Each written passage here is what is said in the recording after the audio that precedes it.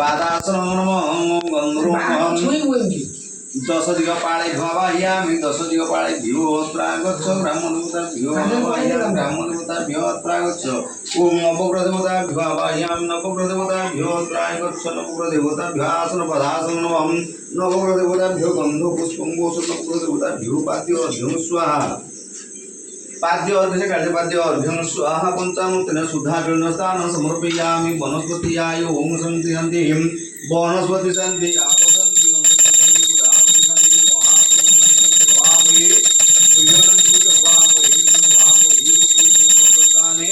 वर्तमान सांगस्ति सुखित सांगस्ति नश्यो भवतापत्पुरा कविश्रामिनं सुखिरो भव वनस्पत्याय आसनपदासनं नमः दश दिगपाळे आसन पदासन नमः दश दिगपाळे गन्धर्वो नमः दश दिगपाळे भ्योत्रागच्छ दश दिगपाळे भवायां दश दिगपाळे भ्योत्रागच्छ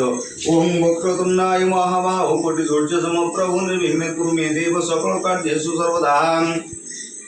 ओम महाप्रभु गणेशाय वैष्णवृंदध्यान पुष्पं समर्पयामि हेम श्रीलक्ष्मी च पत्न्या बहुरात्रि पार्श्वक्षेत्राणि रूपहं वैष्णव्यात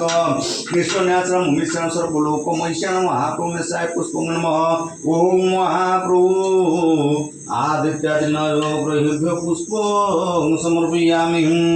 ओम दश दिगपाळेभ्यो पुष्पं समर्पयामि ओम क्षण